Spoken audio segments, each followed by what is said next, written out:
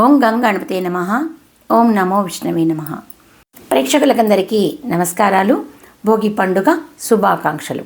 ఈ వీడియో ద్వారా నేను భోగి పండుగ రోజున, ముఖ్యంగా ఆ రోజున అంటే భోగి, సంక్రాంతి, కనుమ వరుసగా 3 రోజులు వస్తాయి కదా, అందులో మొదటి రోజైన భోగి పండుగని గురించి మీకు విపులంగా వివరంగా తెలియజేస్తున్నాను. భోగి పండుగ రోజున ఏమేం చేస్తే మన అష్టైశ్వర్యాలు మనకు ప్రాప్తిస్తాయి అనేది భోగి పండుగ రోజున ముఖ్యంగా కొన్ని పనులైతే తప్పనిసరిగా చేయాలి. ఆ పనులు ఏమిటి, వాటిని ఏ విధంగా చేయాలి, ఏమి చేయకపోయినా ఏ చేసినా ఈ 5 పనులు తప్పకుండా ఆచరించండి. ఈ సంవత్సరం భోగి జనవరి 13న 14న ఏ రోజున వచ్చింది, 2026వ సంవత్సరం ఈ రోజున చేసుకోవాలి. ఈ రోజున భోగి రోజున ముఖ్యంగా చేయవలసిన పనులు, చేయకూడని పనులు ఏమిటి అనే విషయాన్ని కూడా తెలుసుకోవాలి. ముందుగా ప్రేక్షకులందరికీ @మాట్లాడుకుందాం ఛానల్ని సబ్స్క్రైబ్ చేసుకోవాల్సిందిగా కోరుతున్నాం.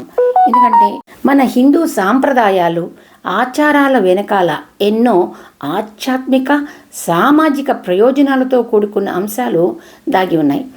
మన ఆచారాలు, సాంప్రదాయాలు మానవ మనుగడకి ఏ విధంగా మనకు ఉపయోగపడతాయి అనే విషయాన్ని మీకు ఎప్పటికప్పుడు మేము తెలియజేస్తున్నాం. ఈ వీడియోని చూస్తున్న వారందరూ లైక్ చేయండి, మీకు తెలిసిన వారందరికీ షేర్ చేయండి. @మాట్లాడుకుందాం ఛానల్ని తప్పకుండా సబ్స్క్రైబ్ చేసుకోండి. సంక్రాంతి పండుగ అనేది ఆంగ్ల నూతన సంవత్సరం ప్రారంభమైన వెంటనే వచ్చేటువంటి పెద్ద పండుగ. 1-2 రోజులు కాదు, ఈ పండుగని వరుసగా 4 రోజుల పాటు జరుపుకునేటువంటి పండుగ. మొదటి రోజు భోగి పండుగగా, 2వ రోజు సంక్రాంతిగా, 3వ రోజు కనుమ పండుగ, 4వ ముక్కనుమగా మనం జరుపుకుంటూ ఉంటాం. ఇలా వరుస క్రమంలో మొదటి రోజున భోగి పండుగని గురించిన ఇప్పుడు మనం తెలుసుకుందాం. భోగి పండుగ భోగ భాగ్యాలను ప్రసాదించేటువంటి పండుగ. భోగం అంటే ఏంటి?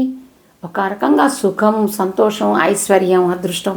భోగ భాగ్యాల భోగి, సరదాల సంక్రాంతి, కరుణాపూరితమైనటువంటి కనుమ. ఇలా మన సనాతన హైందవ సంస్కృతి సాంప్రదాయాలలో ప్రకృతి పరిశీలన, దాని ప్రభావం కనిపిస్తూ ఉంటాయి. ముఖ్యంగా భోగి రోజున ఏకూజామునే నిద్ర చిమ్మ చీకట్లో ఉండగానే నిద్రలేచి అభ్యంగ స్నానాది కార్యక్రమాలని పూర్తి చేసుకొని ప్రతి ఇంట ముఖ్యంగా వేసుకోవాల్సింది ఒక పని అయితే అందరూ, కుటుంబ సభ్యులందరూ కూడా ఈ పని తప్పనిసరిగా చేయాలి. ఐశ్వర్య లబ్ధి కోసం చేయాలి. అదేంటంటే భోగి మంటలు. భోగి మంటలు అనేది పాతకి స్వస్తి చెప్తూ నూతనత్వానికి స్వాగతం పలికి భోగి మంటలతో పాత సామాన్లు, పనికి మాలిన అంటే వస్తువులు, అంటే మళ్ళీ ప్లాస్టిక్, చెత్త చెదారం అలాంటివి కాదండి, కానీ ఇంట్లో ఉన్న కలప, చెక్క సామాన్లు, విరిగిపోయినవి అలాంటివి ఏదన్నా ఉంటే ఆ బంటల్లో వేయటం. అలా వేయటం వల్ల ఏంటంటే ఇంటికి పట్టిన పీడలు, అరిష్టాలు తొలగిపోతాయని, తెల్లవారక ముందే భోగి మంటలతో మొదలై కుటుంబంలో ఆనందం, కోలాహలం ప్రారంభమవుతుంది అని, మనలో ఉన్న బద్ధకాన్ని, అశ్రద్ధని తొలగించి మనసులో చెడు తలంపులు ఏదన్నా ఉంటే ఆ భోగి మంటల్లో వేసేసేయాలి.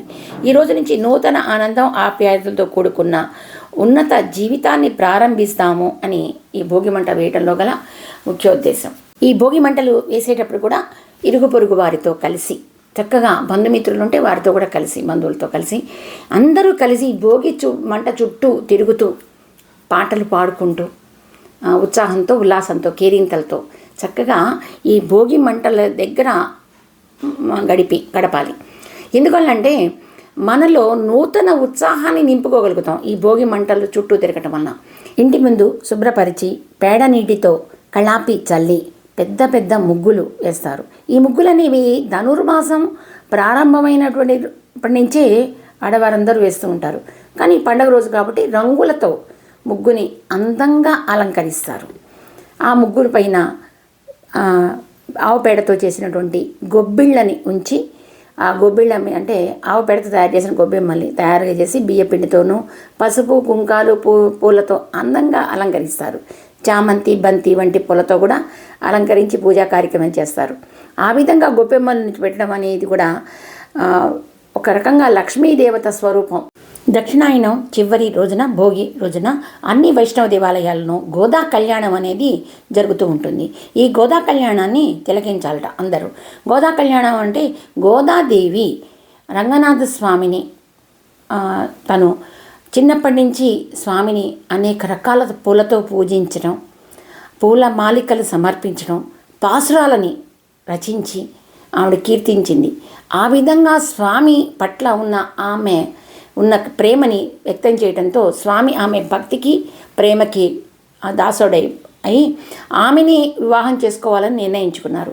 ఈమె కూడా రంగనాథుని తప్పితే నేను ఎవరిని వివాహం చేసుకోను అని పట్టుబడడంతో కూడా ఆ విధంగా స్వామిని కోసమే సేవా కార్యక్రమాలు పూజలు చేసుకుంటూ స్వామి కోసమే ధనుర్మాసం మొత్తం పాసురాలు రచించడం, ప్రసాదాలను నివేదన చేయటం, ఆ విధంగా చేసిన గోదాదేవి ఆ రోజునే భోగి రోజునే రంగనాథుని వివాహమాడి స్వామిలో ఐక్యమైనటువంటి రోజు ఈ రోజునే. కనుక ఆ రోజున దేవాలయానికి వెళ్ళి గోదా కళ్యాణం అనేది తిలకించాలి. ముఖ్యంగా వివాహం ఆలస్యం అవుతున్న యువతీ యువకులు ఎవరికైనా సరే ఈ గోదా కళ్యాణాన్ని తిలకించి నెత్తిన అక్షింతలు వేసుకున్నట్టు వారికి శీఘ్రంగా వివాహం జరుగుతుందని చెప్పి పెద్దలు పండితులు చెప్తున్నారు. ఇంకా పూజా కార్యక్రమం అనేది యథాతథంగా చేసుకొని స్వామి వారికి సమర్పించాల్సిన అవి పిండి వంటలన్నీ చేసి నివేదనగా చేసేసుకోవటం. ఆ రోజు సాయంత్రం ముఖ్యంగా భోగి పళ్ళ పేరంటం అనేది కూడా జరుగుతూ ఉంటుందండి. పిల్లలకి భోగి పళ్ళు పోస్తుంటారు.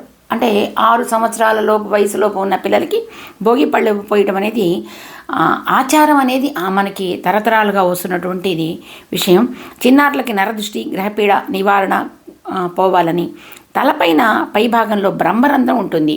అలా తలపైన పోయటం వల్ల వాళ్ళ జ్ఞాన సంపద పెంపొందించుకోవడానికి అవకాశాలు మెండుగా ఉంటాయి. భోగిపళ్ళ పేరుతో రేగిపళ్ళని ప్రధానంగా తీసుకుంటారు. ఆ రేగి పండుతో పాటు బంతి పువ్వులు, రెక్కలు, చామంతులు, చెరుకు గడలు, రాగి నాణాలు, చిల్లర డబ్బులు, అక్షింతలు, శనగలు వీటన్నిటినీ కలుపుతారు. కొంచెం పసుపు అలా కలిపి పిల్లల శిరస్సుపై 3 సార్లు తిప్పుతూ ఆ విధంగా పోస్తారు. రేగిపండు పైభాగంలో సూర్యునికి ప్రతీక పైభాగం, లోపలి తెల్లని గుజ్జు చంద్రునికి ప్రతీక. సూర్య చంద్రుల వల్లే పిల్లలు ఎప్పుడూ కళకళలాడుతూ సంతోషంగా జీవితం కొనసాగించాలని చెప్పి కోరుకుంటూ ఈ రేగిపళ్ళు పోయటం వల్ల ప్రధాన ఉద్దేశం. రేగిపండు సౌరశక్తిని త్వరితగా గ్రహిస్తుంది.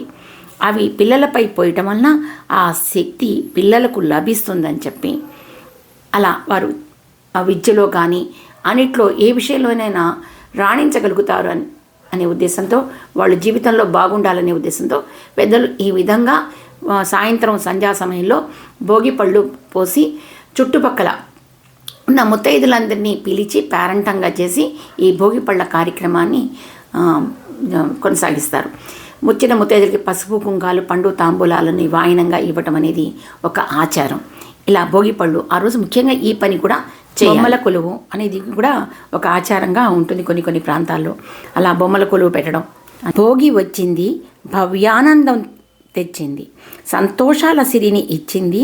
ఊరు వాడ పల్లె పట్టణం అన్ని ప్రాంతాల ప్రజలు ఏ విషయంలో కూడా తగ్గేది లేదు అన్నట్టుగా సరదాగా సంతోషాలతో చేసుకునేటువంటి భోగి పండుగ.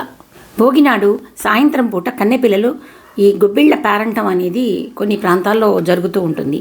ఈ గొబ్బిళ్ళు పెట్టడం అనేది ఒక పీట మీద పసుపు రాసి కుంకుమ బొట్లు పెట్టి 5 ముద్దలుగా గొబ్బెమ్మలుగా చేసి వాటిని పెట్టి చుట్టూ 4 పెట్టి మధ్యలో ఒకటి అలా పెట్టి ఈ గొబ్బిళ్ళ మీద బియ్యపిండితో పసుపు కుంకాలతో పూలతో అందంగా అలంకరించి ఆ గొబ్బి పాటను పాడే ముందు పూజా కార్యక్రమం చేసుకుంటారు. గొబ్బియ్యళ్ళో అన్న ఈ పాటను పాడుకుంటూ చుట్టుపక్కల అందరి పిల్లలతో కలిసి ఆడపిల్లలందరూ కలిసి చక్కగా ఒక వేడుక ఆ కార్యక్రమం. మా చిన్నప్పుడు మేము ఇలాగే చేసుకునేవాళ్ళం అండి. ముఖ్యంగా ఇలా చేయడం వల్ల ఏంటంటే వివాహం కావాల్సిన కన్యలకి త్వరగా శీఘ్రంగా వివాహం జరుగుతుందనే ఉద్దేశంతో పెద్దవాళ్ళు ఈ విధంగా ఒక వేడుకగా చేయిస్తూ ఉంటారు. భోగి రోజున చేయవలసిన కార్యక్రమాల గురించి కూడా మనం ఇప్పుడు తెలుసుకున్నాము. కానీ ఇంకా సంక్రాంతి బొమ్మల కొలువులు, హరిదాసులు, గంగిరెద్దులు ఇవన్నీ కూడా చాలా ముద్దు ముచ్చట్లున్నాయి. అవన్నీ సంక్రాంతి వీడియోలో, నా తదుపరి వీడియో సంక్రాంతి, ఆ వీడియోలో నేను పొందుపరుస్తున్నాను. తప్పకుండా నెక్స్ట్ సంక్రాంతి వీడియో కూడా చూడవలసిందిగా ప్రేక్షకులకందరినీ కోరుకుంటున్నాను. ఈ సంవత్సరం భోగి పండుగ జనవరి 14వ తేదీ బుధవారం రోజున జరుపుకోవాలని పండితులు నిర్ణయించారు. సంక్రాంతి పండుగ 15 గురువారం నాడు, 16 కనుమ పండుగ. ఈ వీడియోను చూసిన వారందరూ జై శ్రీరామ్ అనే నామాన్ని కామెంట్ పెట్టవలసిందిగా కోరుతున్నాను. మీ అందరూ భోగిన రోజు, పండుగ రోజున ఏమేం చేస్తారు, మీ యొక్క పూజా వివరాలని, మీకున్న సరదాలని అనేది మాతో పంచుకోవాల్సిందిగా కూడా కోరుకుంటున్నాను. భోగి రోజున గురించిన అన్ని విషయాలు మీకు తెలియజేశాను. ఈ వీడియో చూసిన వారందరూ లైక్ చేయండి, షేర్ చేయండి. ఈ @మాట్లాడుకుందాం ఛానల్ని సబ్స్క్రైబ్ చేసుకోండి. సర్వే జన సుఖినో భవంతు, లోకా సమస్త సుఖినో భవంతు. స్వస్తి, శుభం.